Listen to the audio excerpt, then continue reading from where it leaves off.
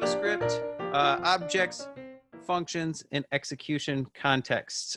So let's talk about, we're going to talk about objects, which allow us to keep data and functionality together in the same place. We're going to talk about functions, which allow us to bundle reusable code so that we don't have to write it out every single time that we want to do something.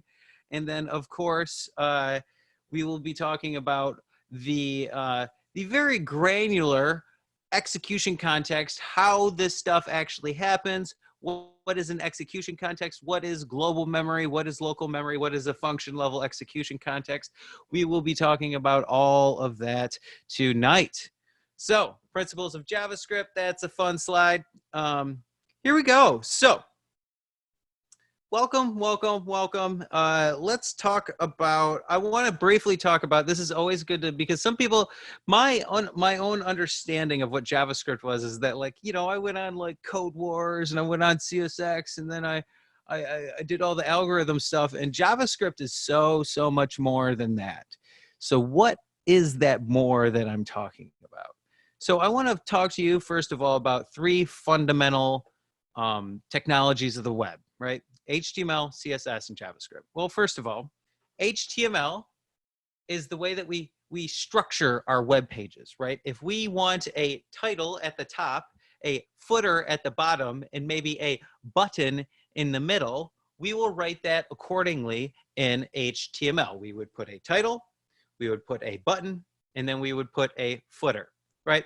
So that being said, what if we wanted to actually make our, you know, our header, button, footer web page look good, look attractive to users, make them want to interact with it? Well, we would use CSS. So let's color that button green, right?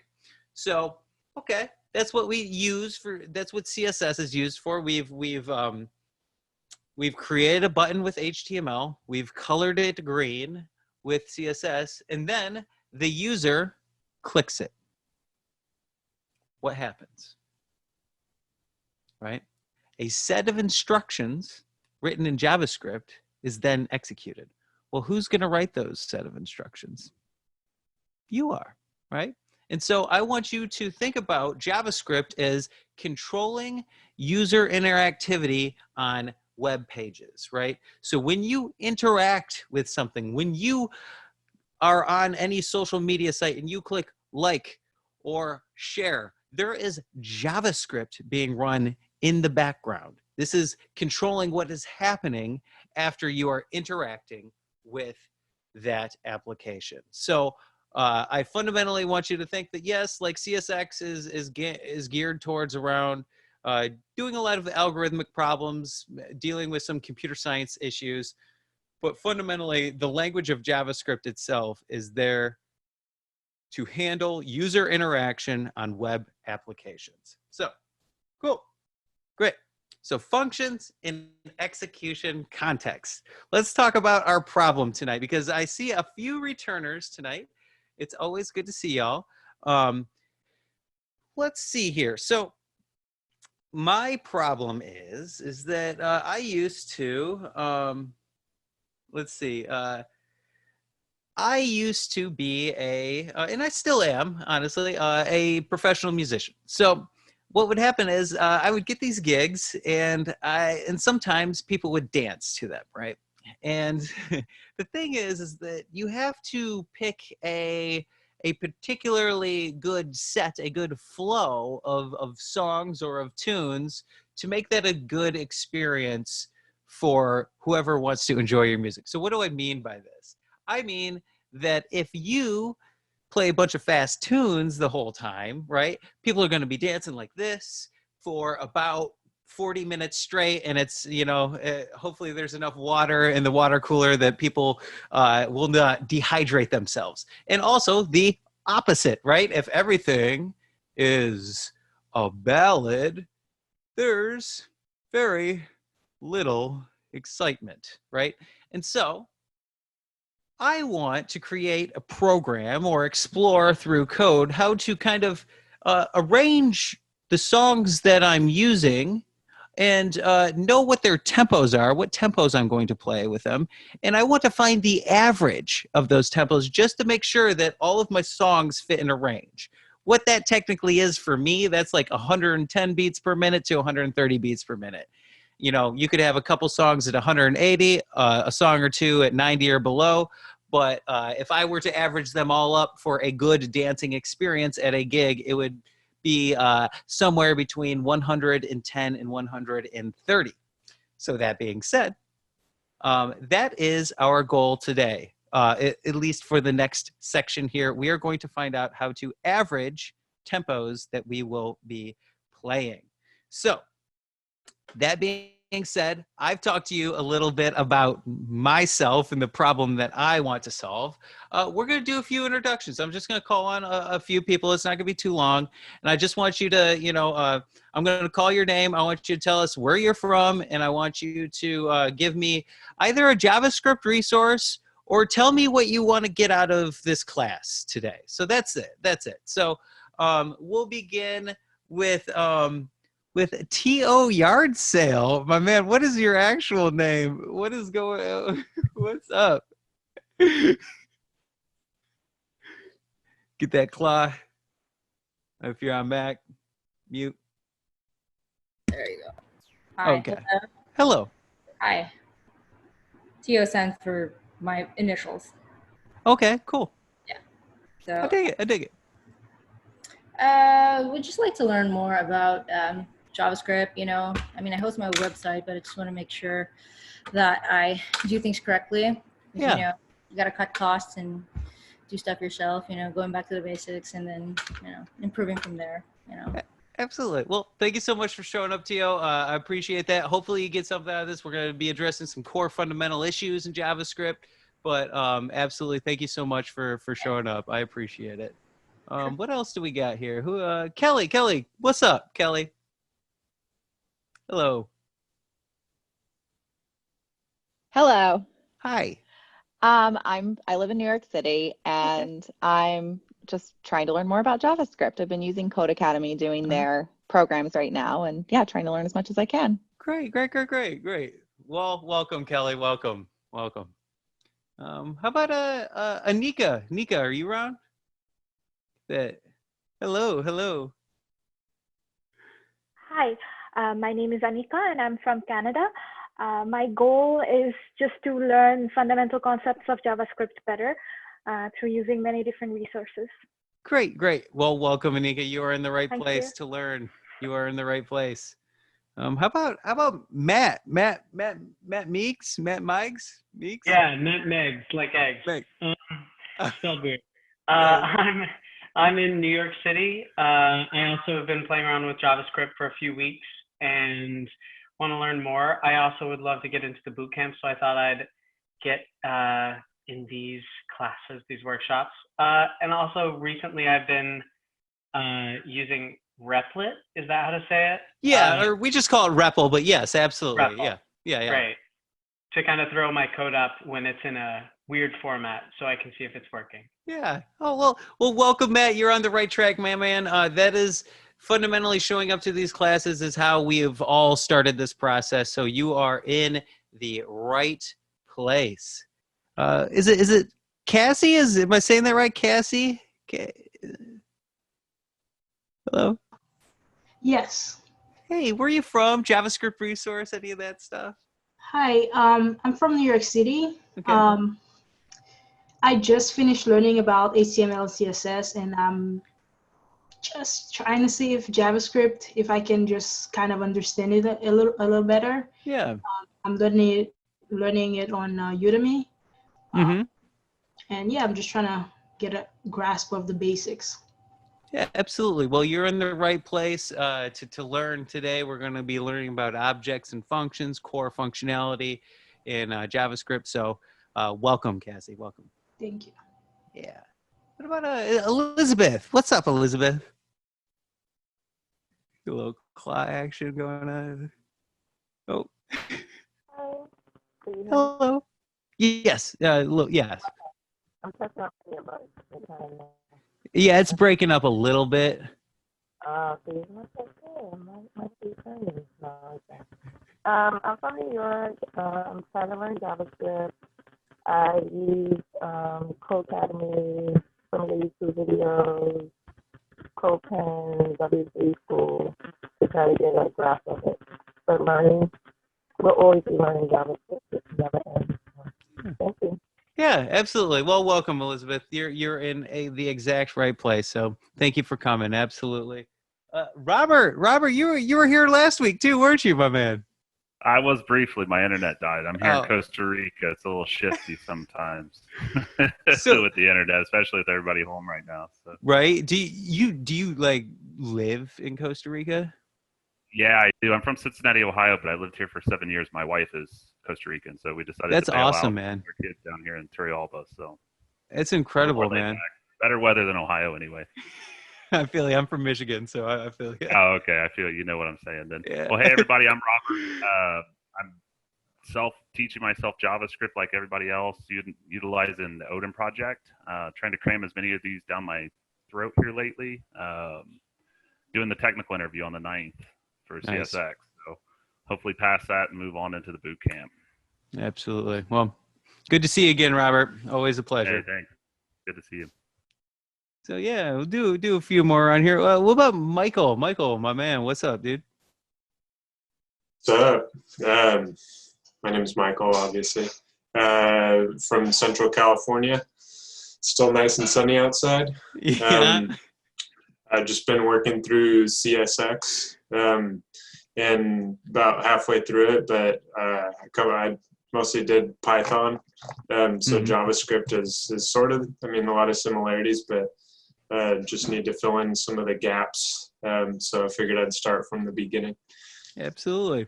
Michael. Well, welcome, my man. I have started over myself many times from the fundamentals, and that has only made me stronger. So you're in the right place, my man. Cool. Great. And then yeah. So I might be interpreting this wrong. Is it Ksen or is it KSEN? You can correct me. I'm just. Hey everybody. Hi. It's actually Ksenia, but yeah, I made it shorter. I'm from Belgrade, Serbia, and I'll be playing at Freecode Camp, and that's it. Yeah. Well, welcome all the way from Thank Belgrade. you, That thank is you. is wonderful. Welcome. So yeah, we'll do a few more. Amadi, good to see you again. How's it going? Uh-oh. I can't hear you. Oh.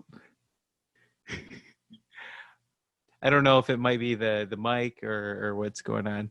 We can come back to you. It's okay. Amadi, we'll come back to you. You figure it out in the meantime. I'll probably ask you a question a little bit later. So Amadi tuned in from last time. She was an incredible participant, and always into listening to her technically communicate. So welcome again, Amadi. Great stuff. And then let's do a few more here. Jenny, what's up? Hello. Hi. Hello. I'm in Los Angeles at the moment, and I just started JavaScript last week. I ran through two of, I think, the pre-courses on Codesmith, CSX, and yeah, I'm looking to dig deeper into functions. Cool. Well, welcome, Jenny. Thank you. Welcome. Then, yeah, let's see. What do we got? Connor, good to see you again. Good to see you. Hey, what's up, Sam? What's up, dude? Good to see you. Yeah, give me a JavaScript resource. What's your favorite one, Connor? I use Codecademy a lot, Mm-hmm. but I just heard about Algo Expert, which will help people prepare for technical interviews. So check that one out. And Yeah. then, that's the best one I've heard lately. That's good. Good to Yeah. see you again, Connor. Thanks. A pleasure. Cool. And then how about Juan Batista? Are you around, Juan? What's up, man? What's going on? Hey, how's it going? I'm over here in Queens, Elmhurst. I did CSS and HTML for, I learned it in the public library in a program called Project Code. I'm a sub para for the DOE, so I have all this time in my hand, and I've been practicing JavaScript, a little bit of Python. Yeah, absolutely. Well, welcome, Juan. Welcome, man. Welcome. So let's do a couple more. Richard, what's up? Hey, how's it going? What's up? Where are you from? JavaScript resource? Originally from Cali, but I'm a new-ish New Yorker. Oh, okay. Yeah, just getting into JavaScript. Don't really have a favorite resource, but I have, is it MDN Webbox? Okay. Yeah. Yes. Absolutely. MDN is definitely a sacred text to us as developers and engineers. So absolutely, I'll slap it in the chat if people are interested in checking it out. Oh yeah. Is that okay? Absolutely. Yeah. Go for it. Yep. Absolutely. Sorry, my slides went out there. And then let's do one more. Manuel, you're on? Yes, I'm on. Hi, Sam. Hi, everybody. I'm in Puerto Rico right now. Just here to learn the basics of JavaScript. I've been accessing a free code to learn HTML and CSS. I'm just here for the first time. Cool. Well, welcome, Manuel. Please, ask a question if you're confused about anything. I'll do my absolute best to try and clear anything up for you. So, great. Good stuff. Looking forward to learning with you all tonight. Let's move on to what we all came here for, and that is functions and execution context, and we'll talk about objects a little bit later. So let us begin. So, okay. Connor, what happens when JavaScript runs this code? How does it start from the bottom up? Does it just randomly select lines? How do we know what is going on here? It starts from the top and it runs to the bottom in a single thread. So it only does one thing at a time. Yes, absolutely. And we call this the thread of execution. And absolutely, Connor, you are totally right. So we go line by line through this code. So that being said, Connor, I want you to stay on the line. How about you walk me through this example? Cool.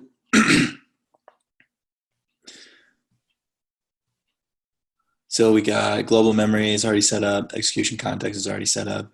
And then the first thing that happens is we are declaring an array using const, and the array is called tempos. It has 3 values in it.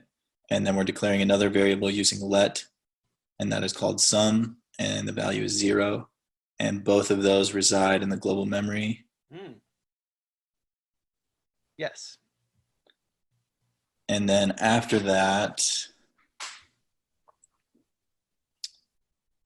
we are reassigning sum to equal tempos at index 0 plus tempos at index 1 plus tempos at index 2. So we're adding all 3 values together. Absolutely. And so we'll take care of that work in our execution context. And Connor, can you briefly explain to me what this 0, 1, 2 means? What is going on here? Yeah, so each array is indexed. So every value in the array has a corresponding place value, and it starts with 0. Absolutely. So when we are talking about tempos at 0, what element are we talking about, Connor? We would be talking about the first element in an array. Yeah, absolutely. That would be 90 in this case. And so let's do the actual evaluations below this expression. We'll do 90 plus 120 plus 180. And so we do this, and it says, Connor, it says sum equals, obviously this expression of the three values in the array. What happens at this point? We actually figure out what this is. So this would be 300, 390, right? Mm-hmm. So what happens at this point, right? Like what happens in memory? Well, we're not logging it, so it doesn't get well, it's not a function, so it wouldn't get returned to global memory. So we are declaring another variable called average tempo using let. Almost. You're on the right track. What I was looking for is the keyword. We are going to, and you might have said it. Maybe I didn't hear it. We are going to reassign sum to the evaluation of that expression, right? We are going to reassign sum to 390. Great. And then, Connor, please continue. What is the next line? Okay. So we're declaring another variable using let, and it's called average tempo. That is equivalent to sum divided by tempos.length, which is the length of the tempo array. Absolutely. Okay. And let's see here. So sum would be 390. And then you said tempos.length. And I'm going to chime in here and say that every array that we make will have a length property. And this length property keeps track of how many elements are in the array. So Connor, thank you so much, dude. I can always count on you for clear technical communication.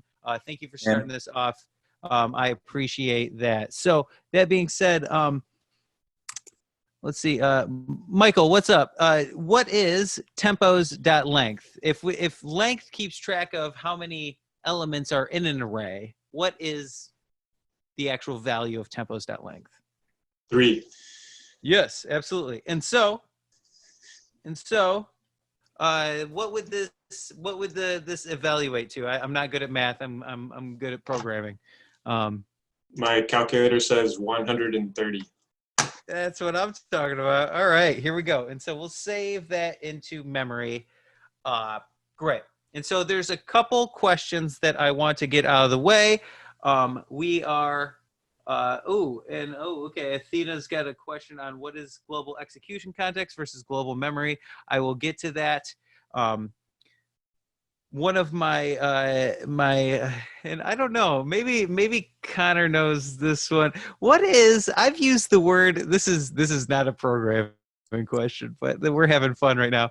What is the other word, the other plural word for tempo? Like if we want to say tempo, what is the other plural word? Tempi.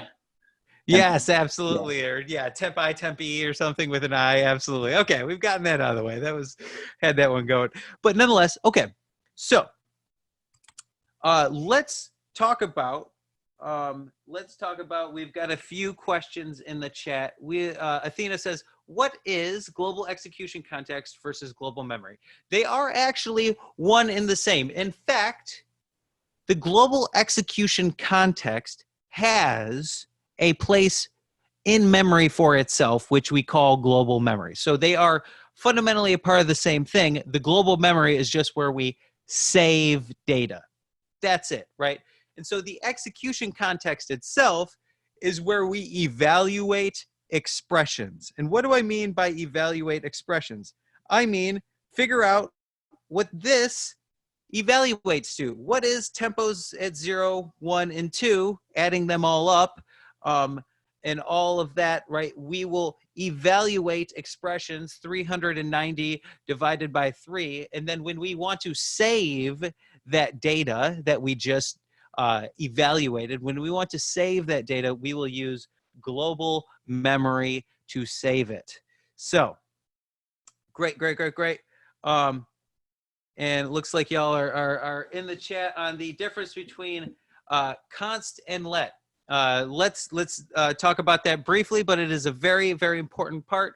We've got some good answers, it looks like. Yes. Yep. So to me, the fundamental word to use, the vocabulary to use when we're talking about const and let is reassignment. Reassignment. So what do I mean? When we use let, we can reassign its value. Look what's going on in the code right here, right? Line 2, we declare sum is equal to 0 with let, and then literally the next line, we change its value. And this is what let allows us to do. If we used const, we would not be able to reassign its value on any other line below, right? So if we use const sum is equal to 0, guess what? Sum is going to be equal to 0 for a very long time, for the lifetime of this program. So that is fundamentally it. I often ask in my interviews for Codesmith, what is the difference between var, let, and const? The first thing, just to cover the bases, always talk about reassignment. You can start there and go wherever you want. So, and absolutely, Alonso says, like, why do we even declare sum and just set it to 0 so that the next line we're just changing its value? Well, Alonso, literally this example shows us the power of reassignment, right? That's all it's there for. We are just learning about what reassignment can do through the declaration of sum, right? So fundamentally, this is, of course, Alonso, you're totally right. If I were to write the most concise, efficient code, I would just say, let sum equal tempos at 0, tempos at 1, tempos at 2. But I wanted to show you all an example of how we can reassign values with let. So cool. Great. Any other questions? Y'all can chime in here. If not, I am going to move on to the actual problem of the day. And so what is this problem? What if I wanted to like execute this code many times, right? I guess I would just, this is what, 4 lines of code. If I wanted to do this 100 times, I guess I'm going to write like 400 lines of code, that's fine. Right? No. We have a very powerful paradigm in JavaScript, which we can use to our advantage such that we do not have to write this code verbosely over and over and over again if we want to repeat the same functionality. So what is that? It is functions, what we all came here to learn. So what if we wanted to use the same code again and again? We can bundle a set of instructions, which is basically what we just worked with, a set of instructions, right?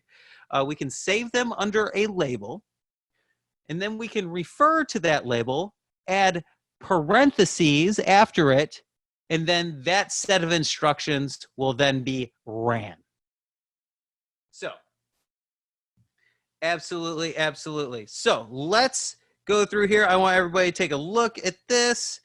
We've bundled up all of that functionality that we had in the previous example, and now we're looking at it inside of this function average tempo, right? So that being said, let's check it out. Okay. Who do we got? Matt. Yeah.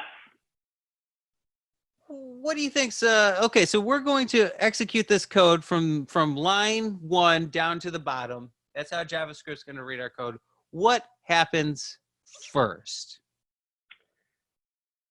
I believe we see that function is declared, but we don't look inside it, and we go first to the const output. Yes. Okay. So there was a lot going on there, and you're totally right, except that let's be explicit about that. We're actually declaring the function average tempo in memory. We're doing that. So That being said, we will declare average tempo in memory, and it will be saved to a function definition. This is just how we write function definitions, an arrow going in and an arrow going out. And then, okay, Matt, stay on the line. So yeah, I guess we go to this next line. Const tempos is equal to what's going. Do we do this? What? No, I think we just probably save it, like you said, in global memory, but we go on to below because it hasn't been called. Absolutely, absolutely. So what is that below line? What are we doing? Would be a variable, a constant variable is declared called output. Okay. And it is set equal to the function, to calling the function average tempo. Absolutely. So thank you so much, Matt. Let me mention a few things. When we set a value of this constant output, when we set it to the return value or the value of whatever is going to be evaluated from average tempo, from invoking average tempo, we're calling a function. We are calling a function. And Matt, how do I know? I'm saying, oh, I'm calling a function. How do I know I'm calling a function? Because of the parentheses after Yes. the function title. Absolutely. The parentheses after the label of the function, right? Remember that we saved in memory the average tempo function. Great. And then we referred to it here, and then we put parentheses after it. That means we are invoking this function. So what does that mean? This means that we don't really have a value for output right now. We're going to find it out. And so when we see a function invocation, we will create a function level execution context. It's basically the same as a global execution context, except it's a parent-child relationship now. The parent is the global execution context, and the child is the function level execution context. So let me write this out real quick. Go over here, go over here. Great. And then we'll go down here. And remember, each execution context, just like the global execution context, has a space in memory. We will call this local, let me spell this right, local memory. And so this execution context comes from average tempo. And we will call this a function level execution context. Cool. Okay, great. So now we are invoking this function average tempo. Jenny, I want you to walk us through this. So, yeah. So the first line within the average tempo function declares a constant tempo, which is an array with 3 elements. Absolutely. Let me get my pen up here. So tempos, and that will be 90, 120, 180. Great, Jenny, great. And the next line declares variable let, sum which equals to 0. And then the next line reassigns sum to equal the first index of tempo plus the second index plus the third index of tempo. Absolutely, you're totally spot on with that, Jenny. And okay, and so once we evaluate this, we've talked about, you know, what indices each element represents, right? So 0, 1, and 2, and so we would know that eventually this will turn into, I guess, 90 plus 120 plus 180, which will then turn into 390. What do we do with this value? What do we do with this value, Jenny? We store it into some, or we reassign into some. That's exactly what I'm looking for. That's exactly what I'm looking for. We will reassign some to 390 once we figure out what that is. Great. And then Jenny, keep going. You're on a roll. You're on a roll right now. And then we declare a new variable average tempo, which is equal to the value of sum divided by the length of the tempo array, Absolutely. which is 3. Yes. Okay. So that would be, let's just say AVG tempo right here. And we will do sum, which is 390. And as Jenny said, tempos.length measures the amount of elements inside of the array tempos, and that happens to be 3. And this will be 130, and that will be assigned into memory under the label average tempo. Okay. Sam, can I ask a question? Yes, Alicia, what's up? Hi. So just a quick question. I don't think it's very important, but I know we said that tempos.length, so .length is a property. Mm-hmm. Is that ever stored anywhere? I know we know it's 3. Does it come as a part of an array? Like, you know how we declared an array and we said it's an array of 3 elements in it. Is that number 3? Is that value ever stored anywhere, whether local? So, the great thing about it is that JavaScript will know how many elements are in each array, and we don't have to set that ourselves. All we have to do is for any array that we have, we can just say .length, and that will tell us how many elements. So if we, Alicia, if we put one more element inside of this array, and then we did a .length again, it would be 4. We didn't change that property or that value, right? But when we did add another element to the array, length is updated. So length lives on every array that we make, and it will fundamentally tell you exactly how many elements are in each array that you make, and we don't really have to worry about setting that. Please ask me a clarifying question. I'm hoping that cleared it up. Oh, no, that's perfectly clear. Thank you. Yep. Thank you, Alicia. Great question. Cool. And so we've got a few questions here. I'm going to answer a couple of those, and then we are going to ask the very, very fun question coming up next. So let's see. Here we go. Scope has to do with, yep. Execution context is basically scope in a way, right? It's layers of scope, indeed. So here we go. Is an array an object? Michael says, is an array an object? Yes, technically an array is an object. And once, Michael, this is a great question. I'm going to say that, yeah, it is an object and it has a property like length. And we're going to talk about that a little bit more, what that might mean once we get to the object portions of the class tonight. So good question. We will come back to that, Michael. And Peter says, so is .length a function built into JS? It is built into JS. It is not a function. It's a property because it merely has a value. We're just, when we say .length, we are merely saying there's some number associated with how many elements are in this array, right? So it's what we would call, instead of a function, it is a property. There's no real, when we reference .length, there is no real functionality going on. We are merely just looking up a value. Good question, though. Good question. Okay, so is it, Athena says, is it a reference? Not really. It is,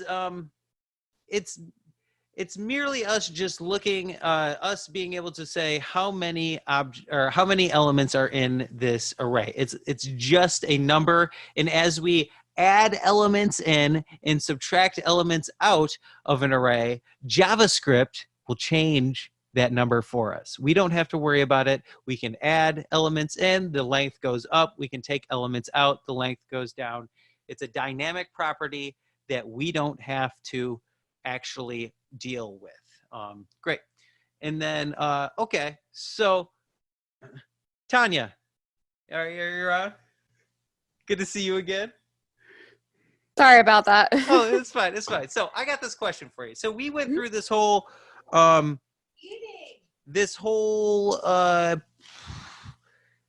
average tempo function invocation, and we got to the last line. Mhm. What is this? What is going on here? Like, I've never seen this word before. Oh, the return. When you return it, it'll actually take it out of local memory and put it into global memory. Absolutely. And it'll show up, so it won't just be, I guess, hidden anymore, if that's a weird way to say it. Yes, absolutely. So as Tanya said, we will execute the return statement of average tempo.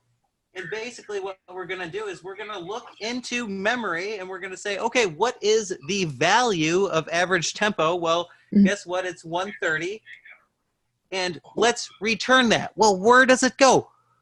Tanya, who is asking for this whole function in the first place? Like, how did we get started? Sorry, you cut out for a minute. I think it's my internet, so That's fine. I didn't It's fine. hear what you said. I'll do it one more time. Now we're going to return whatever this means, but like, who asked for this value in the first place? So where did we get, who called this function? Where is it being called? Who's asking for this value? It's being called in constant new output. So the new output would be average tempo, and that value would be 130. Absolutely, Tanya. Thank you so much. So when we see the return keyword, this means that a piece of data in a local or a function level execution context will be sent to its parent execution context and saved in an appropriate place in memory. That's a lot of jargon that I just said, but nonetheless, this will evaluate to this average tempo. This call will evaluate to 130, and then we can actually do the saving in memory for that value. So great. Thank you so much, Tanya. And I got one more question, Tanya. One more. No problem. What happens with this function level execution context when we hit the return statement? It goes in the garbage in the trash bin. You're totally right. It's gone. We'll never see it again. It is out of our lives. I think Taylor Swift wrote a few songs about this process right here. So nonetheless, what happens here is, I'm not going to draw it all out because I want you to be able to reference it, but this, as Tanya said, goes away forever. It gets garbage collected. And this happens when we hit the return statement. We return the data to whoever asked for it, and then the execution context that we were using is gone as well. So I do have a slide on this. I will let you kind of look at this for a second, and let's go over here. And it's basically the same thing, right? We're going to introduce the return keyword. And the most important part is, but now the data is stuck inside of the function, right? Average tempo was 130. Return will take data, this number, from local memory and turns the running of the function, average tempo, into this output. We've turned it into 130 and saved it in global memory, as we see here. Any questions about this process with the return keyword? Any of that? This is very, very fundamental, super important stuff that we use on a daily basis as engineers. I'm here to entertain any sorts of questions on this. So throw them in the chat. Alicia, I loved when Alicia just asked me a question that was like made my night. Cool. Sam. What's up? Oh, Athena, what's up? Yeah, I'm sorry. Can you repeat one more time? I wasn't clear when you say the global memory, the part that you say I'm confused. Average tempo is 130. Then you create another constant for a new output. And then that was assigned again 130. Well, yeah, we would actually, you're totally right. We haven't actually completed this code. We've only completed up to the next to last line. So what would happen here, and I want you to stay on the line because I want you to talk me through this, is that let's say that we are done with figuring out what output is. Athena, what would we do next? We've figured out this next to last line. We're good. We've assigned output to 130. Everything's great, but we still have one more line of code. Can you briefly kind of talk me through what would actually go on here? Well, that's the part I'm confused. So the next, we'll go to the next line, constant. And then the new output would be average tempo, which is 130 as well. Yes, yes. Yes, it absolutely would be. And the point that I want to make here is that we would go, I'm not going to erase all of this right here. I'm not going to erase this, but we would have to reconstruct this whole execution context. Again, it would be a brand new execution context. It would have brand new local memory. We'd have to do all of these processes one more time, right?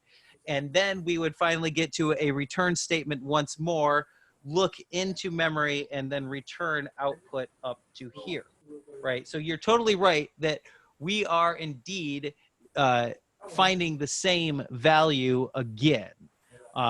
But I just want to make it clear that we would have to go through creating a brand new execution context again, running through that code line by line by line, saving appropriate data to memory, and executing appropriate expressions defined in the code. So yeah, do you have any other questions? This is good stuff. I'm glad you kind of chimed in here. So wait a minute. So return, when you say return average tempo, because you were referring to that. So that's the end of the function, isn't it? When you return, it goes to constant, isn't it? Before.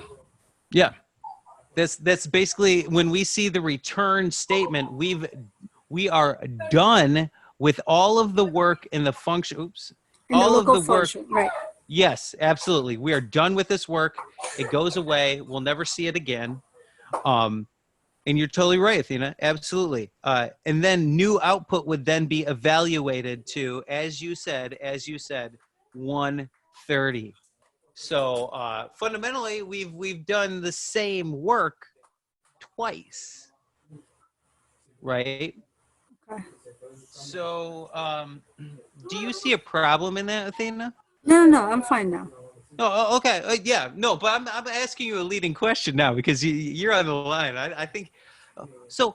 What good is it, Athena, that I'm just running this function like 2 times? What if I run this 200 times? Am I going to get a different answer? Ever? Is it going to provide me something other than 130 ever? Well, yeah, because you're going to add those values again. Yeah. Oh, I understand. We would create a whole new function or function level execution context, but like the actual return values themselves, we've seen that the first time we got 130, the second time that we got 130. If we called it again, it would be what value? 130 again. Right, and then we can do that hundreds of more times, and we're gonna get the same value. So, so what I would like to remark on is that yes, we've learned about like what a return statement does. It can return data from a function level execution context to a parent execution context. It just happens to be the global execution context here. Gotcha. But this is not dynamic, right? So we need a way of crafting functions such that they can give us different answers dependent upon different data inputs. And so absolutely. Thank you so much, Athena. We're going to do one more slide over here. Thank you so much. And please chime in if you got another question. That was absolutely incredible. Peter's got a question here. Will the value not be put in global memory without return. Yeah, you're right. It would be basically if we did not have a return statement here, new output would be undefined, or it would remain undefined, or any output or new output would remain undefined if we did not have a return statement. That is the power, the absolute power of the return statement. So let me grab a drink of water real quick. Been talking for a little bit. Alrighty. So I just want to go briefly over a few keywords in JavaScript. And all keywords are is very special phrases in JavaScript that are reserved by JavaScript. We cannot create a variable in memory named function, right? That is a reserved keyword. So let's talk about some of the keywords that we've already dealt with in this example. We've dealt with the function keyword. This lets us declare a function in memory such that we can use it later on when we invoke it with parens. Function keyword lets us declare a function in memory. The const keyword allows us to declare a value in memory that we cannot reassign. And then finally, well, not finally, alternatively, we have let. Let is we can declare a value in memory, but we can reassign it. We can reassign it. And then finally, we've talked about the return keyword, and this is how we get data from one execution context into a parent execution context. So cool. I just want you to know about function or keywords in JavaScript and all of that good stuff. So Sam, finally, yes. Who's this? Who's this? It's Robert. Oh, Robert, what's up, man? So over the last couple months, I've been studying JavaScript. One, I've been writing an arrow function, so it's a little different looking. But with this, I mean, can you change a function? Okay, so your function is average tempo, and then you assigned it a variable average tempo. You can change the name of a function, or change the value of a function, I guess, is kind of what I'm looking at here. So you're saying that, like, okay, we declare function average tempo, and then like maybe on the next line or whatever we like you have declare it again. Average tempo. Well, then you have let, your variable. You're assigning let average tempo the same as your function name. Ah, Robert, an incredible insight here. I love this. So what Robert's saying is that, well, we've created this label in memory, average tempo, and it points to something. It happens to be a function definition for sure. But then inside of that function, we're also creating an average tempo label, which gets assigned to memory. But let's remember what particular parts in memory we're talking about. So let's go back. So, Robert, stay on the line here. So when we declared the function, where did that function definition live in memory? Which execution context did it live in? Well, I guess the function itself would be in the global scale, wouldn't it? Yes, absolutely. And then where was this this average tempo like sort of variable? It's on the local level of it. Yes. And so this is fundamentally how we can. This has to do with scope. At what places in our code are certain labels available to us, right? So indeed, if we were, this is very interesting. We can indeed declare average tempo inside of the function level execution context and set it to whatever. But if we didn't declare it, this is getting a little bit into the weeds right now, but if we didn't use the let keyword, I believe this function level execution context would then be like, okay, well, average tempo is equal to some, well, do we have an average tempo label in memory? I'm going to look in memory, and let's just say that we don't. Let's just say that this is not here, right? And then we'd be like, well, we don't have any average tempo label in local memory. Let's go to global memory and then look for that average tempo label. And so that's kind of what would happen there if we did not use the function declaration key, or the variable declaration keyword. So fundamentally, if they're in different execution contexts, Robert, we are free to create another label of the same name. It does get a little confusing, I'll be honest with you. It does. And this is a great question. But if they are in different execution contexts, we can create a label of the same thing, of the same name, and save them to do two different values. Would that apply, like all of the functions I've been studying and writing have been the arrow style syntax?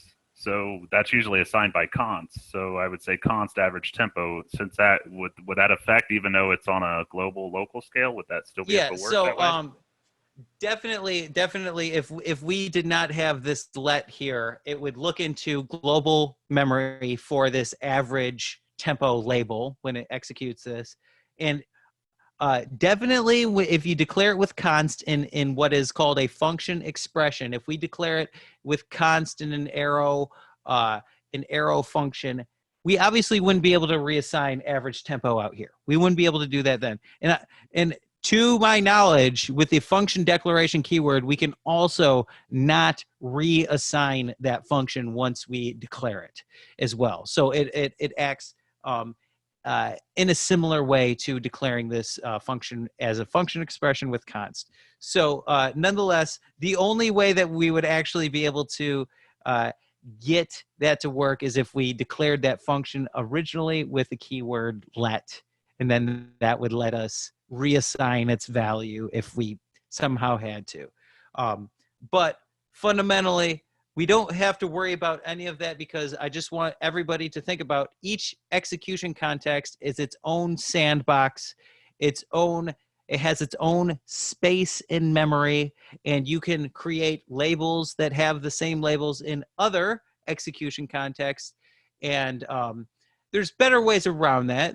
Often you'll run into namespacing issues, but nonetheless, that is sort of what is going on there. So great question. So here we go.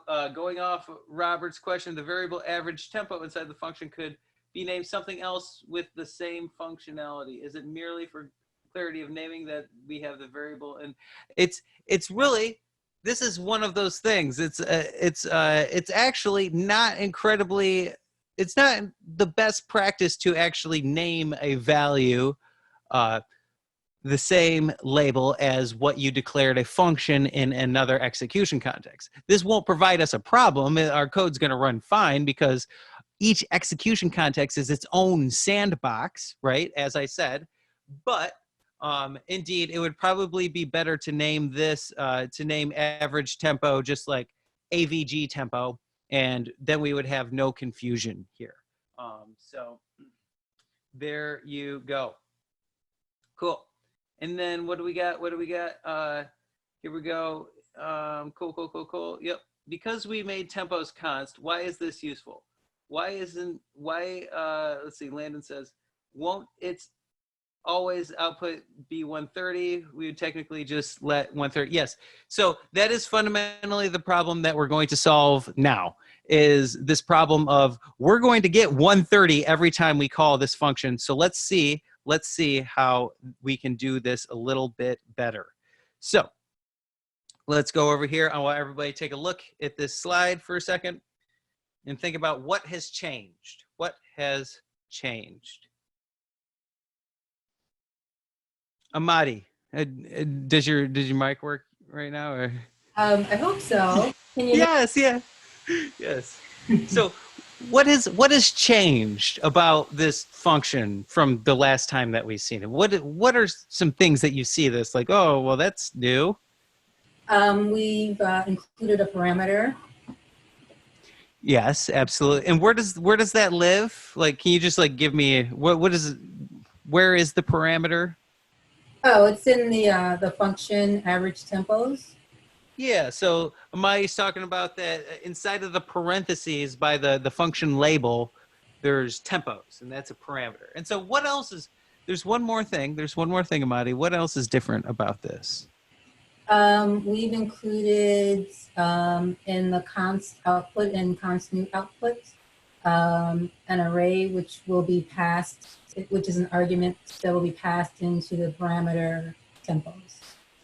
Absolutely. And what about these two calls to where we're going to save output and new output?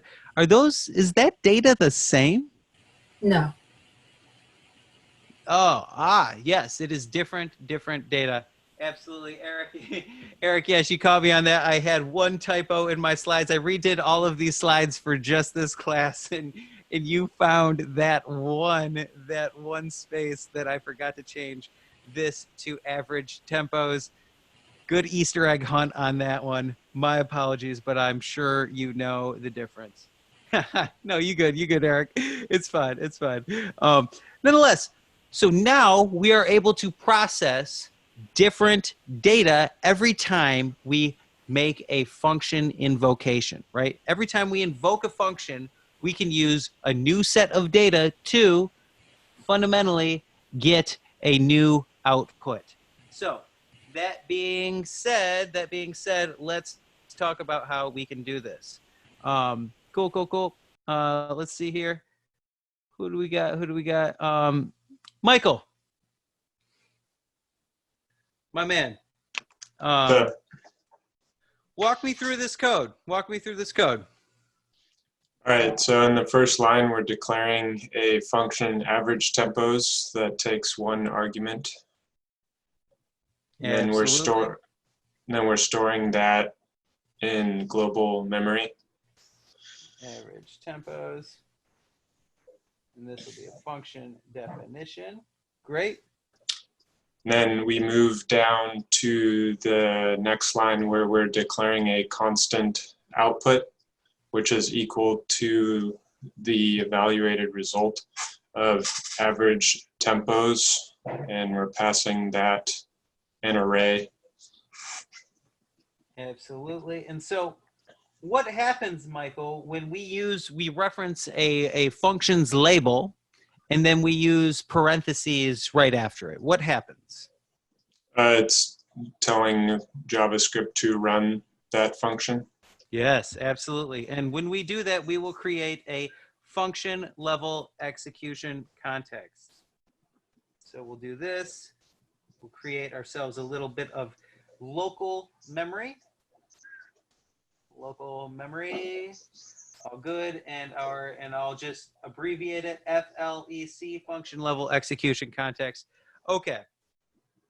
Michael, what's first? So we now go back to the function average tempos with the given arguments. And the first line in the function is declaring a variable sum, which is equal to 0. You are close. You are close. What did you miss? Tempos is equal to the given arguments, which is an array with 90, 120, and 180. Absolutely. Just as Michael said, is that when we have parameters, these, let me get a actual, these things up here inside of the function definitions, parentheses, when we have parameters, those get saved into memory first when we invoke the function. This is the first thing that happens, just as Michael told us. And of course, what does this, where does this value come from? This value comes from what we put inside of the parentheses when we called the function.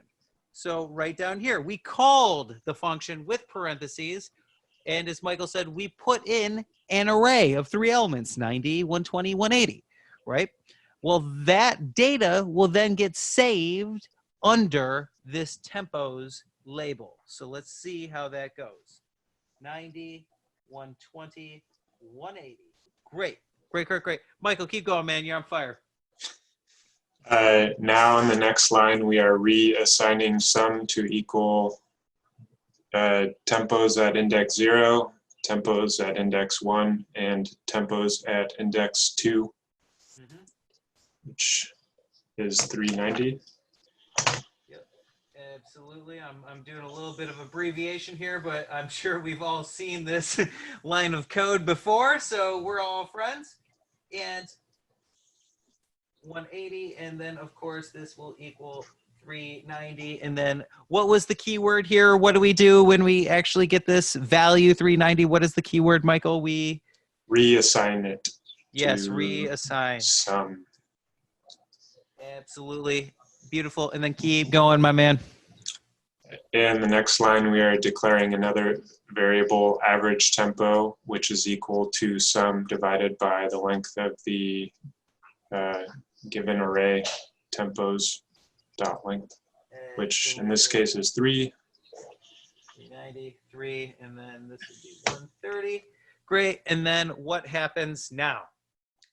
Now we are returning that variable average tempo, which is now equal to the constant output, Right. which is in global memory. Absolutely. We'll throw it up into global memory, and we have a value. Beautiful technical communication, Michael. Thank you so much. And then I see a few questions. We will get to those. We're going to do the next round here to see the power of parameters and arguments. So let's see, who do we got? Richard, can you help me out here, man? Yeah, sure. I'll try.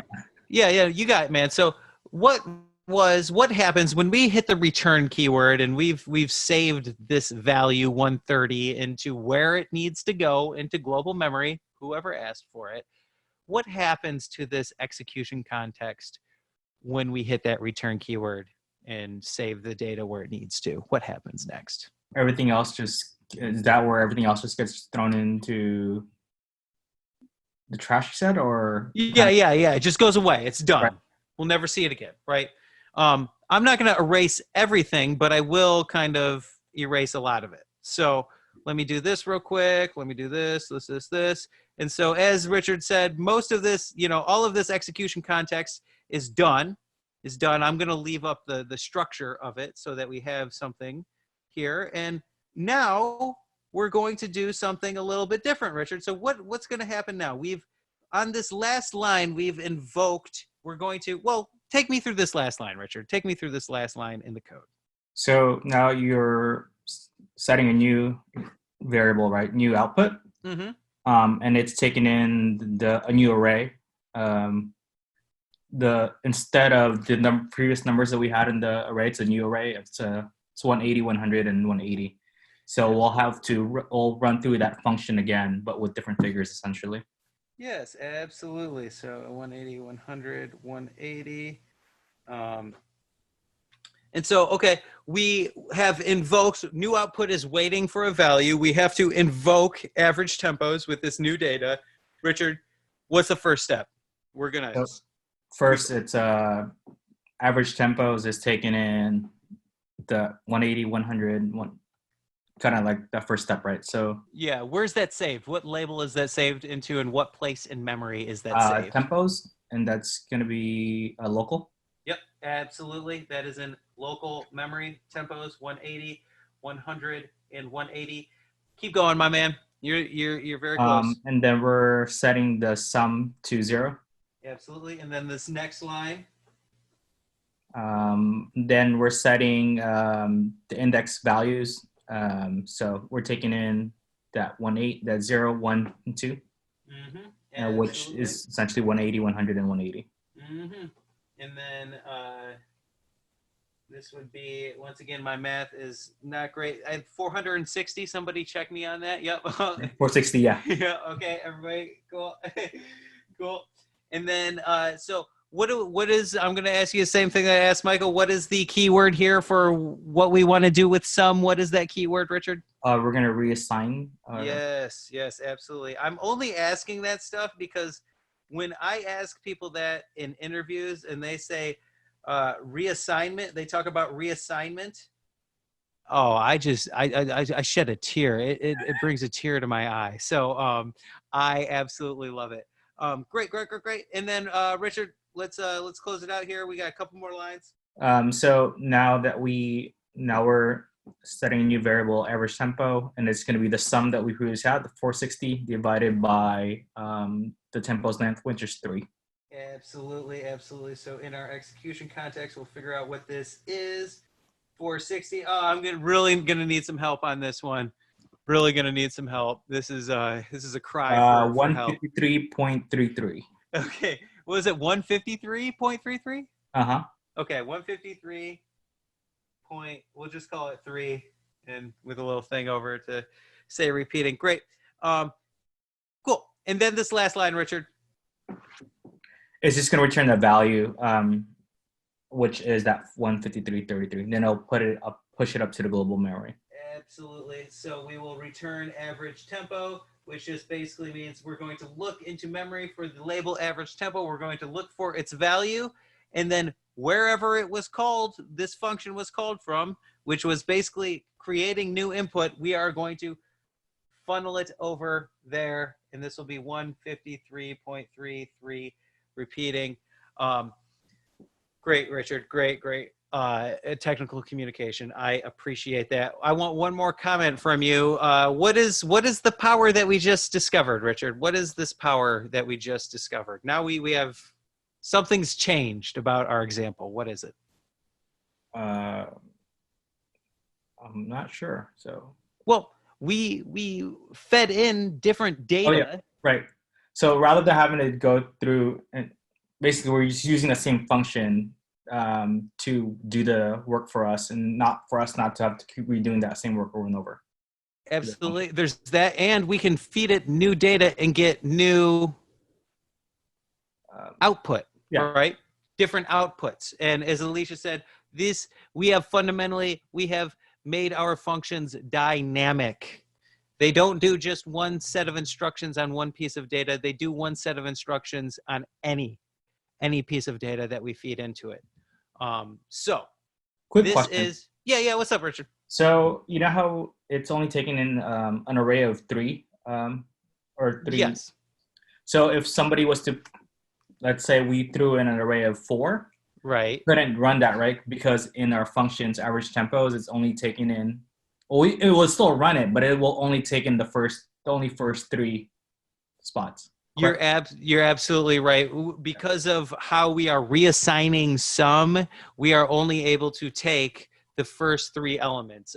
This is sort of a curriculum choice by me, just because I have a whole nother lecture on variables and looping, right? Okay. Where we would be able to loop through an array and find the sum of every element. I didn't want to kind of cross too much because some people are just coming in here with just trying to find out, right? But such an incredible question there, Richard.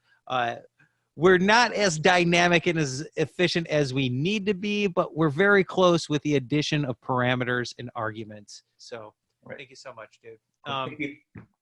Yep, absolutely.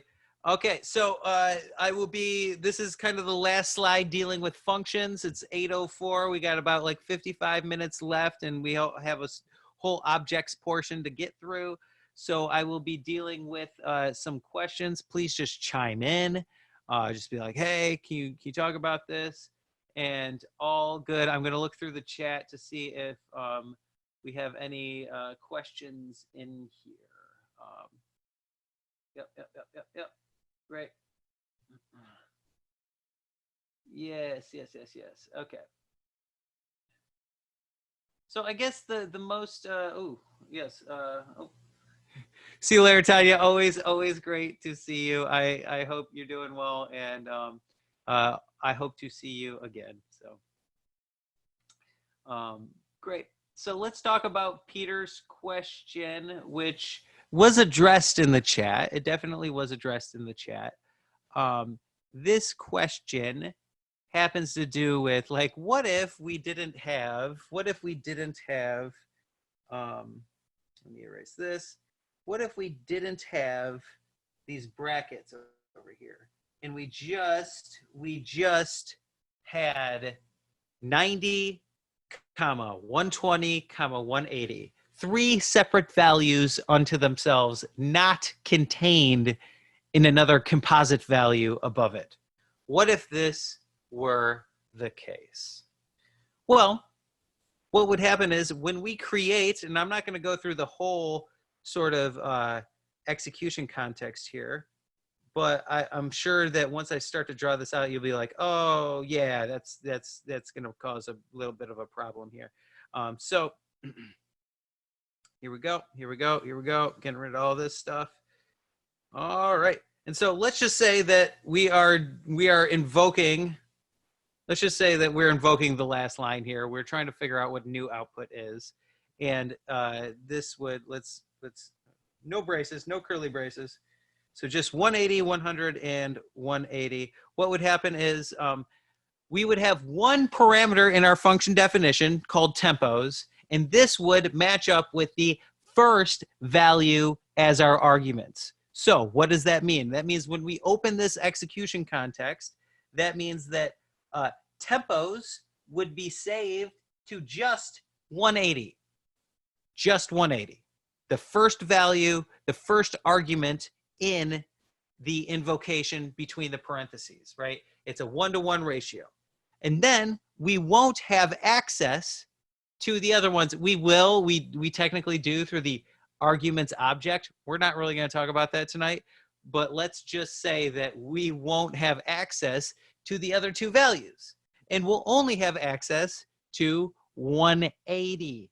And then when we do lookups on tempos of 180 and we try to find, tempos at 0, there is no indexing of numbers like this. There are with strings, right? There are with strings, but when we have a number, we can't say, oh, can you give me like the first digit of this number? It's not a thing.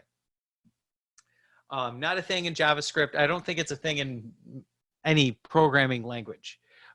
So we cannot, if tempos was just a value of 180, we could not look up its first index. This would be, this would throw an error, I believe a type error. Cannot, it would, yeah, I guess would it be a type error? Yeah, it would be a type error, I'm pretty sure. So good to see you, Robert. Always a pleasure. So let's see, what else do we have? Cool. Another question, Sam. Yeah, what's up, Alicia? Hi, sorry. I know I could like check it later, but since I have you here and so we talked about if the array is passed that has more elements than we actually need. So instead of doing tempos at 0, 1, and 2, but what if we're passing an array that only has 2 elements in it, meaning the sum cannot actually go and find tempos at index 2. That's, yes, I think is undefined or null or just doesn't exist. Is this again going to throw an error? Yeah, well, it might not throw an error. It'll do some very interesting things. And let's talk about what those things are. So Alicia is talking about what if we didn't have like the third value around here? What if this just didn't exist and we have an array of 2 values, right? We're going to open up this execution. I'm going to write this very quickly. We're going to write in tempos here. It will be an array of 2 values. We will then assign sum to 0, and then we will reassign sum to tempos. And let me just do some shorthand so I'm not wasting everybody's time here. We will do tempos at 0 plus tempos at 1 plus tempos at 2.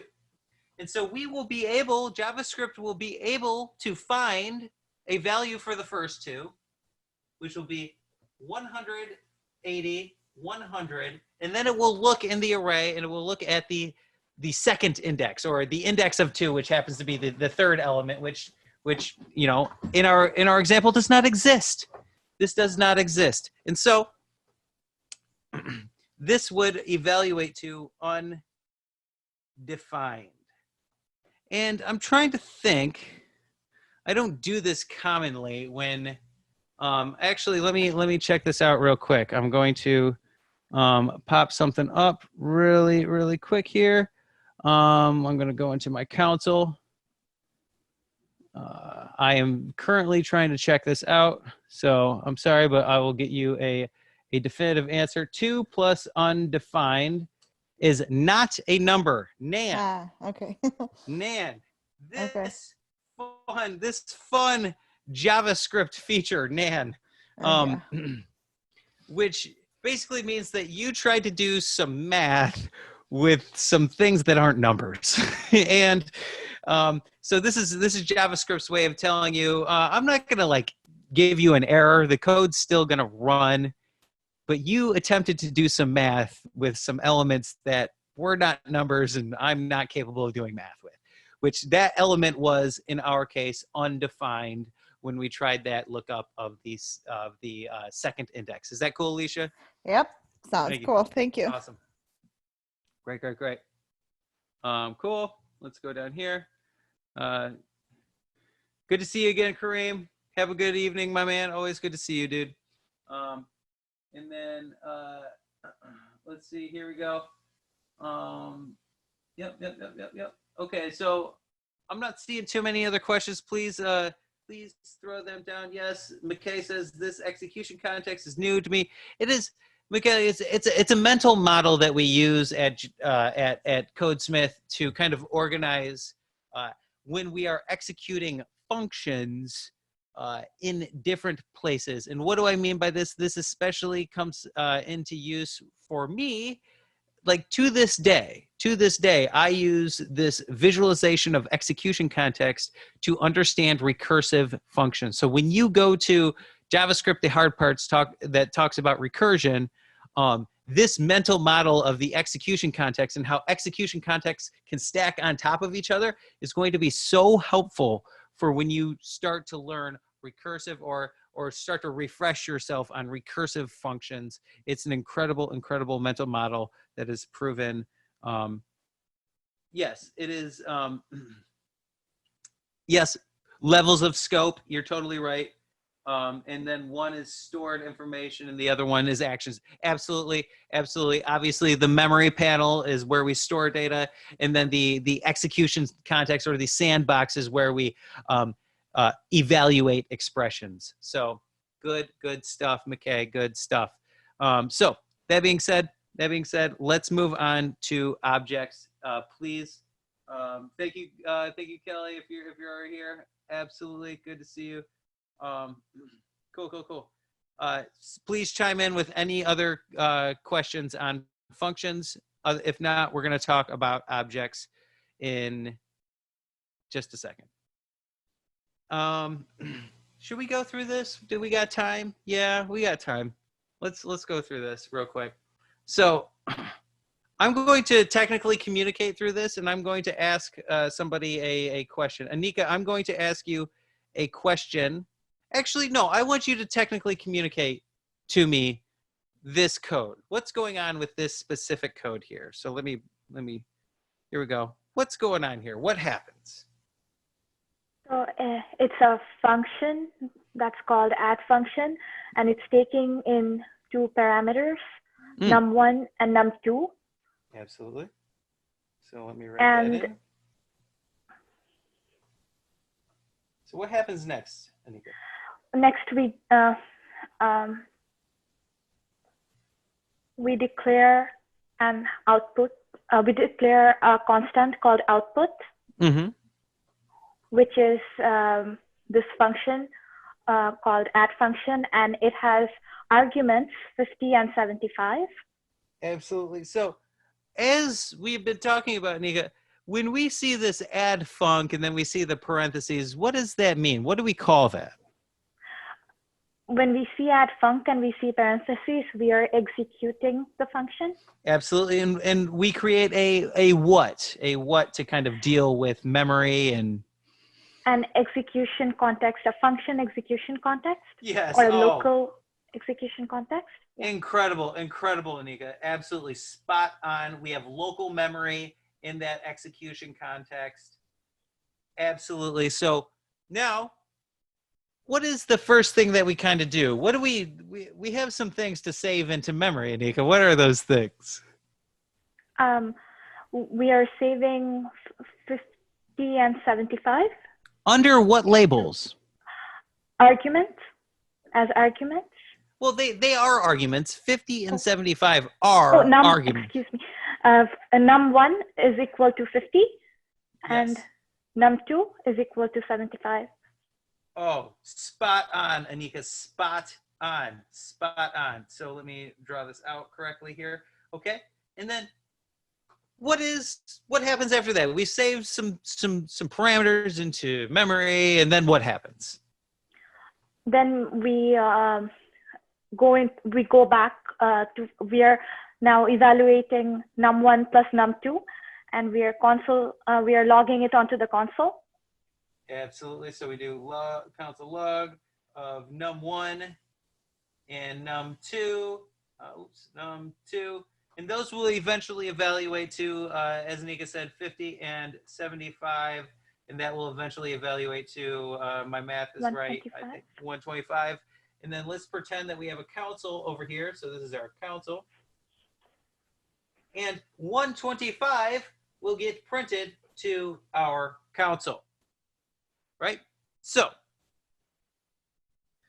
what's next? What's next, Anika?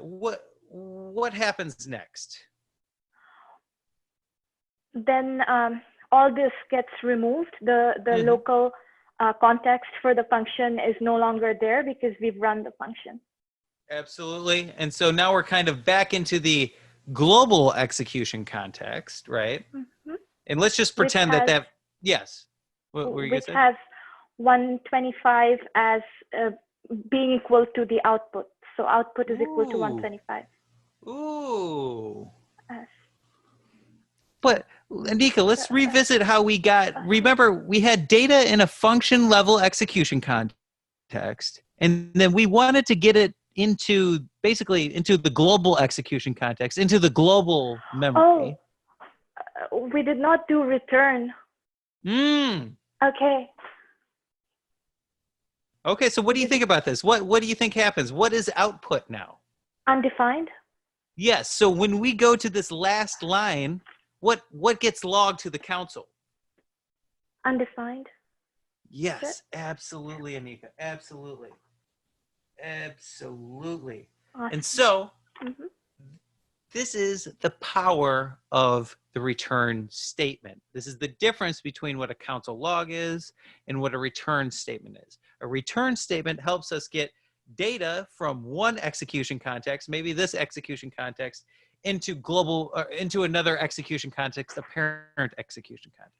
But if we do not have that return statement, every function will implicitly return undefined.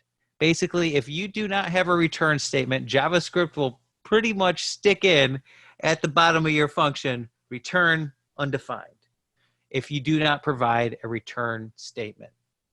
Great technical communication, Anika. That was Thank you very much for that. Phenomenal. That was phenomenal. Absolutely. Awesome. So let's see. Cool. And then let's see. Connor, yes, you will be emailed the slides after class. Yes, you will. Let's see. Athena says, is console log a keyword? Console log is a method, or .log is a method. So I'm going to say this. We have 40 minutes left with each other, and we're going to get to the object stuff right now. And so Athena's question was, is console log a keyword? And this is what I'll say. And I hope that over the course of the next 40 minutes that we figure out really what the hell I'm saying right now. I'm saying that console itself is an object, and .log, or this log function, is a method. So objects, methods. Let's actually find out what I'm talking about. So objects are fundamentally a place where we can keep data and we can keep functionality in the same place, right? That's it. Data and functionality in the same place. So let's explore what that means. Let me get a drink of water. I've been yapping for about an hour, 2 hours here.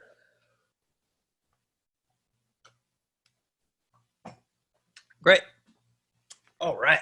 So objects are fundamentally the backbone of JavaScript. They can contain information and functionality with the ability to do different things with that data that we've saved, right? Objects are made of key value pairs. Key value pairs. I want you to think about that. I want you to think about that. And we can use a dot notation or bracket notation to access a value for a particular key.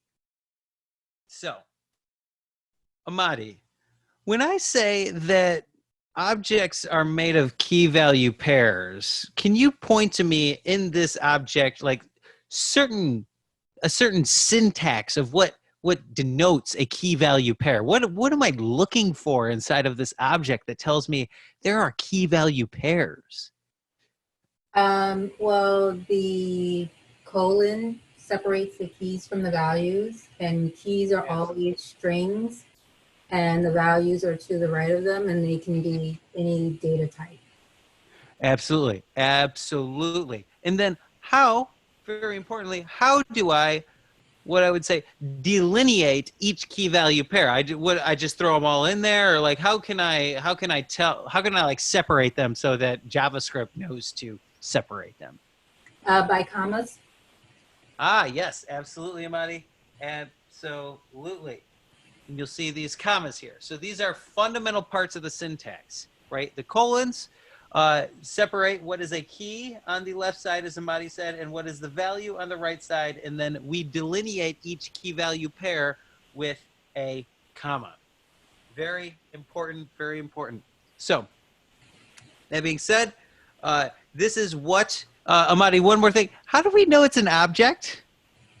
Because it has the curly braces. Yes, absolutely. Absolutely. We are looking for the curly braces. This tells us when we wrap data and when we wrap key value pairs inside of curly braces, this is called an object, or specifically an object literal.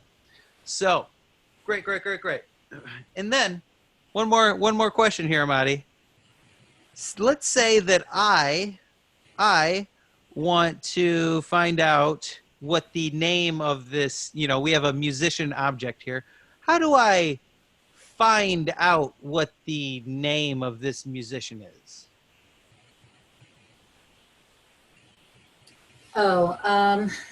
You would do musician.name. Absolutely, what we have right down here. And so let me ask you a clarifying question here. When we see like, an object label, musician, and then dot, and then whatever comes after that, how does JavaScript interpret what is to the right of the dot? Does it think it's a number? Is it an array? Like what does JavaScript expect is the data type to the right of the dot? It's a string. Yes, absolutely. This is a string. So JavaScript will be like, okay, whatever's to the right of this dot, this is a string. I'm going to evaluate it as a string. So if that being said, if you had, let's see, yes, okay. If you had, I'm trying to think. What this is meant to say is that we cannot reference a variable and have it evaluate to something, then look up a property, right? So if we said, let's see, this would be, we said, all right, const name is equal to, let's see, let me write a better example here. Const prop is equal to name.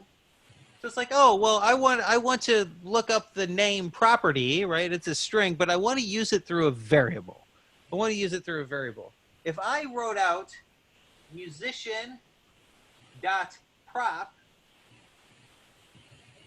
JavaScript would say this would be undefined because it is going to evaluate prop as a string. It will not look into memory. It will not look for the label prop in memory and then be like, oh yeah, its value is the string name, and then no. But Amadi, how do we actually do that? Do we have something available to us to help us actually reference a variable, evaluate it, and then find the appropriate property on the object? Do we have something available to us that will let us do that? Yeah, you would use bracket notation. Absolutely, absolutely, absolutely. So let's talk about what that would be. That would be if I wanted to do this, musician, and then I would use bracket notation, and then prop. And then as Amadi said, this would evaluate to, JavaScript would say, oh, well, you must be referring to like some piece of data in memory. Well, what is that piece of data? Well, let's see, it's like right up here, right? So cool. And then this will actually evaluate to name. Let me write that correctly. Here we go. This would actually evaluate to name. And then we would be looking up the name property on the object, and we're all satisfied at that point. So nonetheless, this is how dot in bracket notation are dealt with in JavaScript. So with dot notation, everything to the right of the dot will be interpreted as a string by JavaScript. And if we need to reference a variable that holds a property name, if we need to reference a variable, we're going to have to use bracket notation to do so. Any questions on this stuff? Any questions? Key value pair stuff, dot notation, bracket notation, absolutely anything. You can chime in on this stuff, absolutely anything. Hi, it's Matt. What's up, Matt? So since the bracket notation seems to be able to take any type, as far as I can understand, is it best practice to always just use bracket type? Why would you use dot notation? Very, very interesting question. So the thing is that, and this is the experience of those who have taught me about being an engineer, and this is my own experiences about being an engineer and all of this. So what I will say, Matt, is that in the most circumstances, you are going to know explicitly which properties on an object you need to deal with in any way, shape, or form, right? You're going to know that. So that being said, the use of dot notation is a little bit cleaner, I would, in my estimation, right? Just because I don't have to, when I'm running my programs, I often don't have to be like, well, I have to run some functionality to find out which property I want to access on this object. I've never really been in that scenario, right? Where I've had to wait to find out which actual property, and I'm going to save it into a variable and then use bracket notation. Those are very few and far between experiences for me and the people that I have learned from. So that being said, you're totally right, Matt. The bracket notation is much more powerful, much more dynamic way of dealing with objects. But in most professional circumstances, you're not going to really be using it too much. It's sort of like an edge case scenario for when you need it. There is an option for you if you need to reference a dynamic property. That's cool.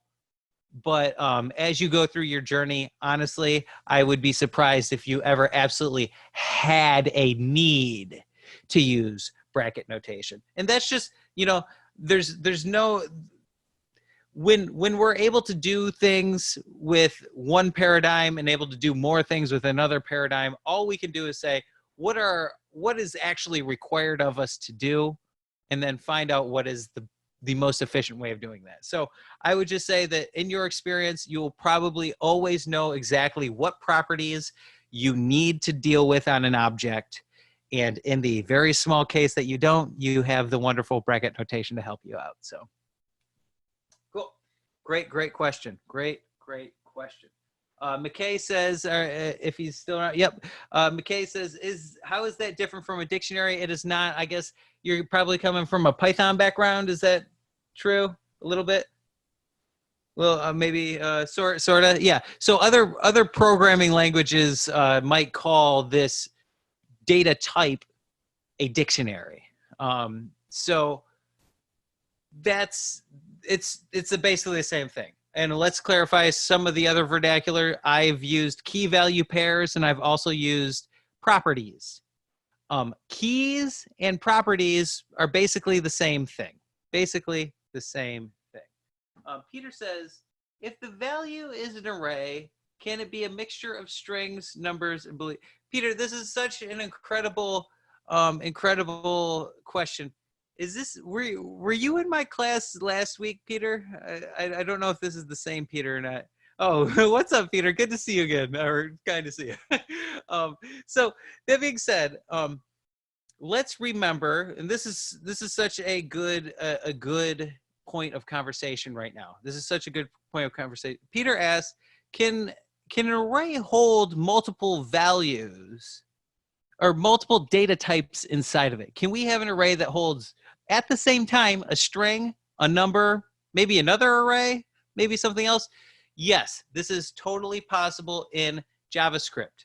This is totally possible because arrays and objects are, this is vocabulary time, they are composite data types. And the definition of what a composite data type is a data type that can hold any number of other data types inside of it.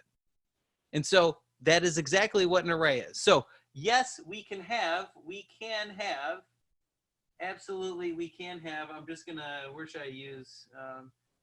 Yeah, we'll just do this. We can absolutely have a string, an actual number, and then maybe another array with like a couple numbers and maybe a string hello, right?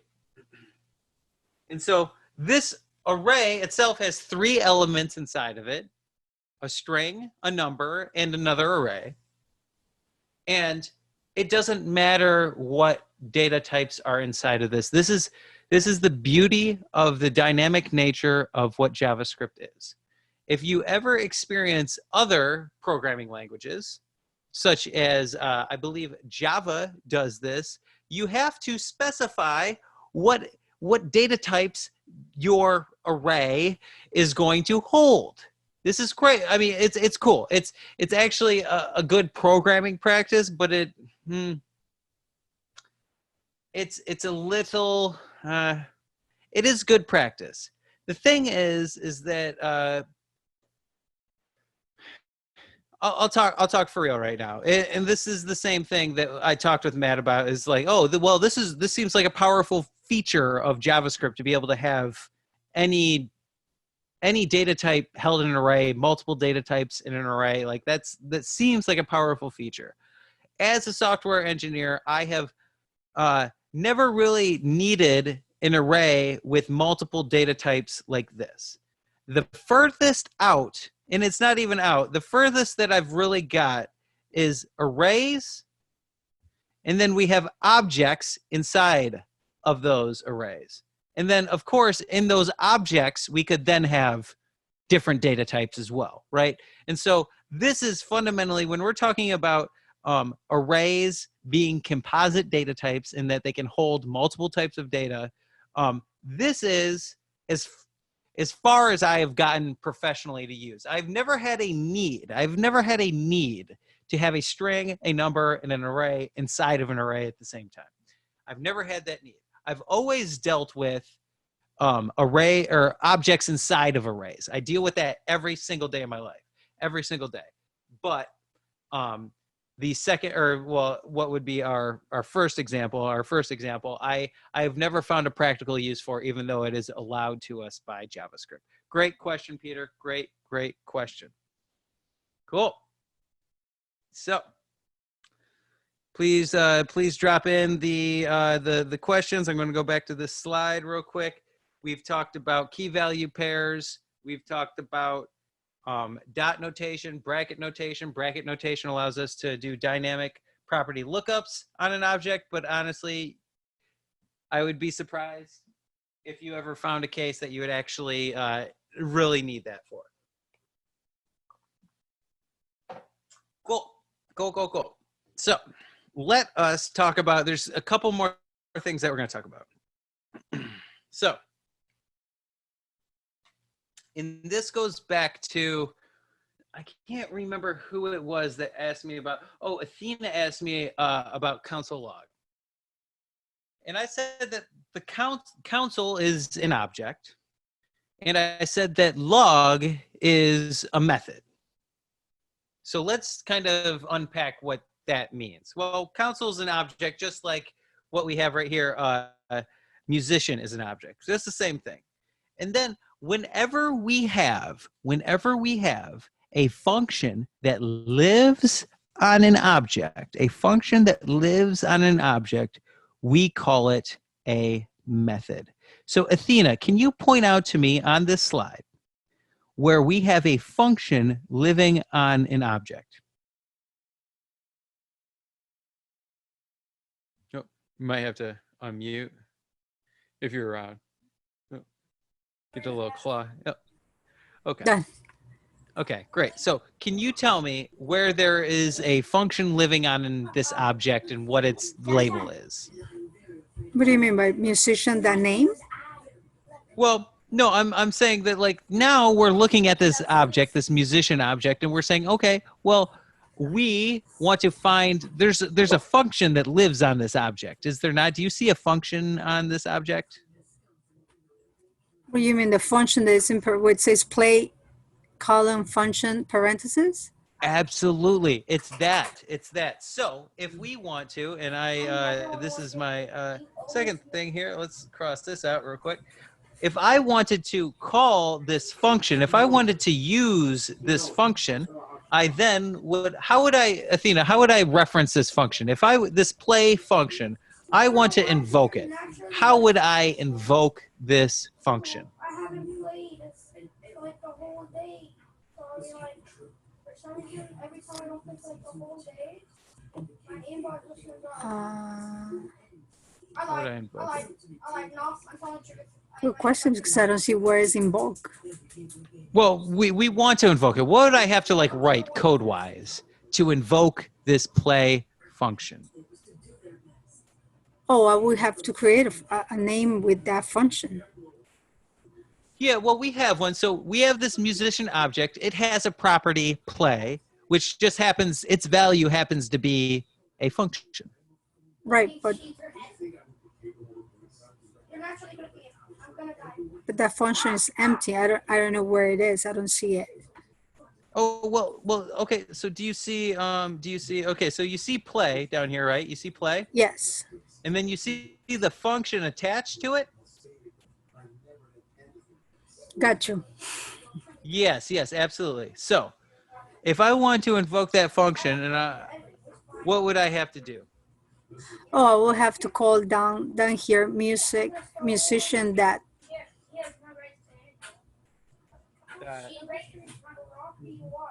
No, hold on. Musician equals to function. Well, actually what we'd want to do is we would want to reference the play property. Oh, then it would be that play. Yeah. So yes, dot play, and then we would provide what to actually invoke that function, Athena. How do we invoke functions? What's the two special characters that we need? The equal sign. Oh, we need, it's not equals, it's parentheses. Oh, sorry. Yeah. It's fine. So then we would actually, this would log B to do B, whatever, to our console, right? At that point. So that is fundamentally, when we ever have functionality living on an object, we call those methods. Absolutely. So thank you so much, Athena. Great contributions there. I appreciate that. So in in conclusion here, I'm going to talk about one thing here, because here's the thing, is that probably y'all have picked up on this, and I think this is very important, is that this functionality, remember where I said that objects keep data and functionality together, and that the functionality that we keep together can actually modify the data in the object? I was talking about that, right? Well, that's certainly not happening here. All this function does is console log something. Not that interesting. So I want to briefly introduce to you a way for us to kind of conceptualize the true meaning and the true power of functions keeping data and functionality together. So let's go down here. I'm going to create a different scenario. I'm going to create a different scenario. I'm going to say, we'll just say whatever, const person is equal to an object, and it will have a score of 3, and then it will have, let's see, increment, an increment property. Let's give it an increment. And so this will be a function definition itself. And then that's about it. So now we have to figure out what is going to go on here. What is going to be here? And I want this increment function to raise the value of the score property on the object, right? So when I call increment, when I call person.increment, I want score to then be 4. And I call it subsequently, score will be 5, 6, on and on and on.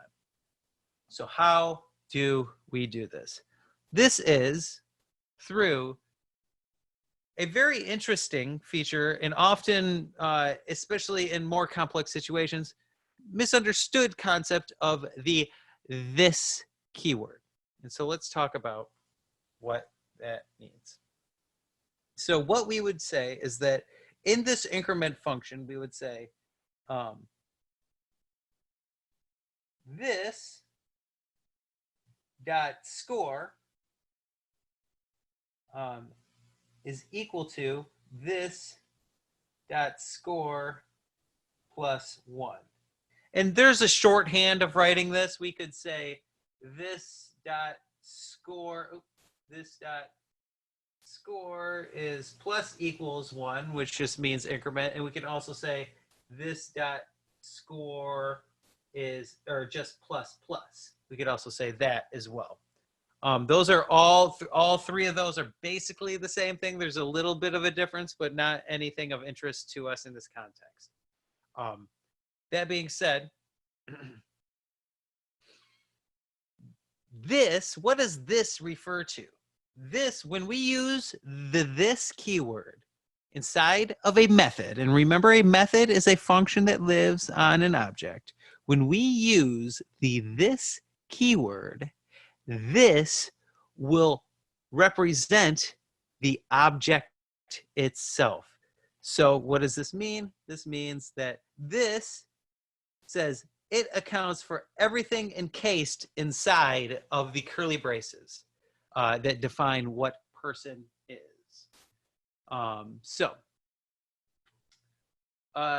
There's no video, Danny, but definitely you'll get some slides for sure. Absolutely. So that being said, so this keyword, this keyword, this is always fun to talk about when I'm saying this. This keyword will always refer to the object on which this method is defined, right? So we have an increment method, a function that lives on an object, and it references this keyword, which happens to point to the person object as a whole. So,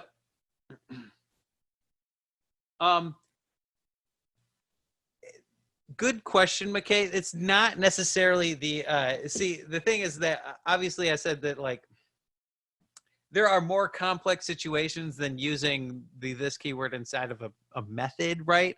And that's what you are trying to get at, and it's totally true. There are different use cases for this. It gets a little confusing. This one is one of the most straightforward instances, and fundamentally will reveal to us the power, the absolute power of keeping data and functionality inside of an object. So you're totally right.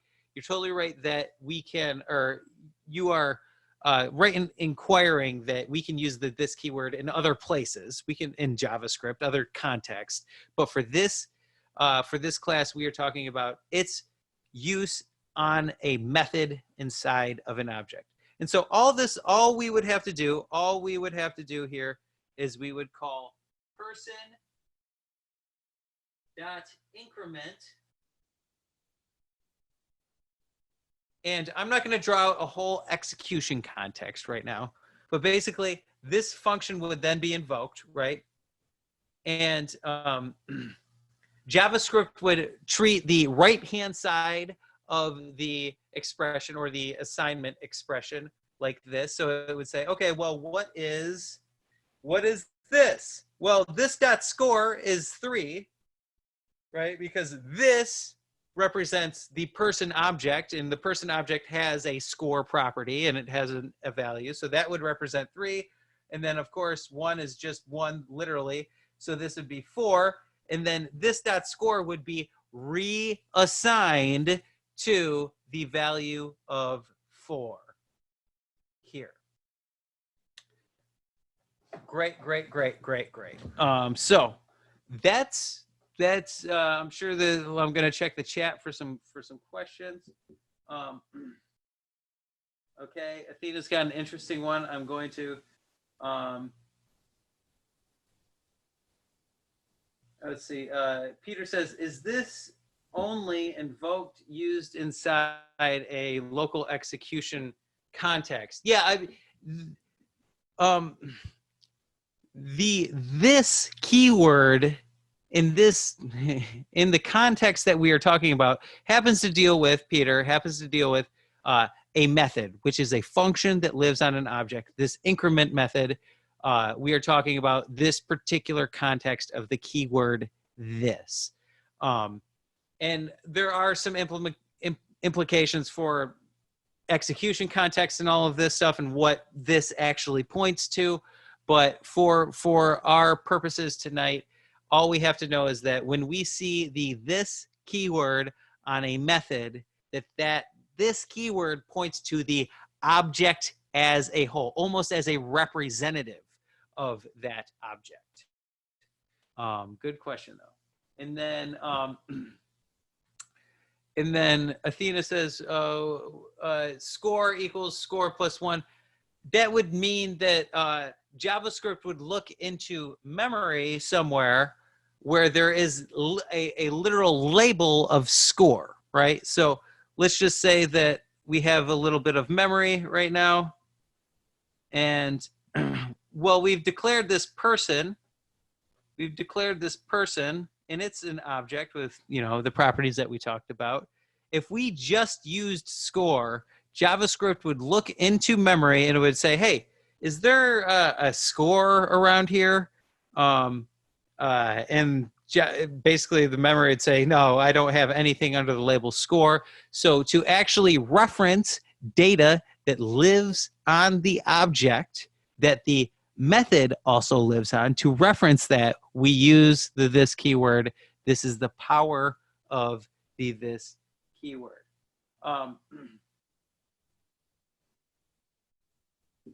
And correct me if I'm pronouncing it wrong. Sung Ho, says we don't need return in the function. Not necessarily. I mean, we're not. This is very interesting. We're not really trying to transfer data from one execution context to another, right? That's what our case was when we talked about the return statement previously, right? That was a way for us to get data in a function level execution context to the global execution context. We use the return keyword.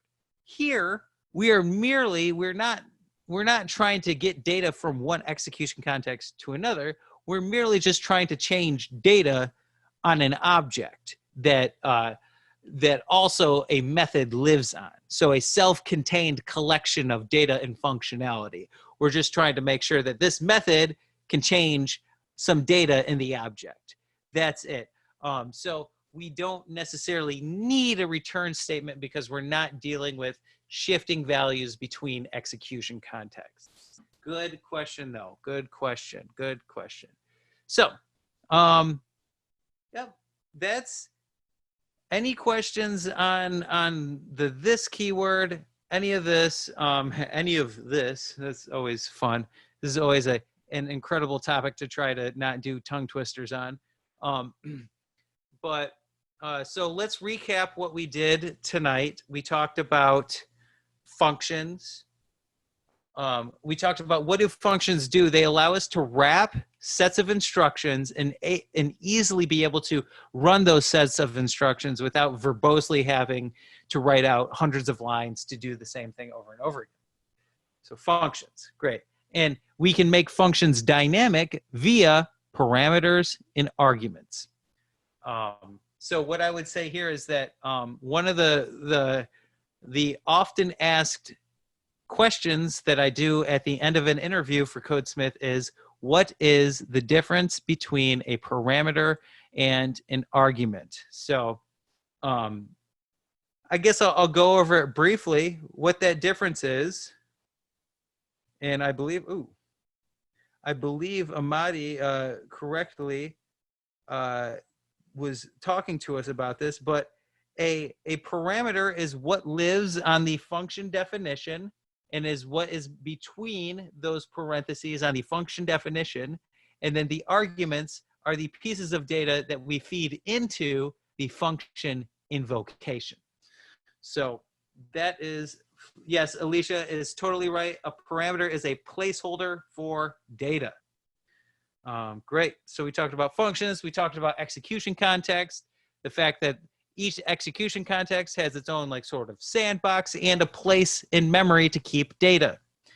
And then finally, we talked about objects and what they fundamentally do. They store data, they store functionality together. And we said, well, how do we actually get that data and the functionality stored on an object to kind of communicate with each other? Through the this keyword. And then, so yeah, that's about it. I want to thank you all again. Have a great night.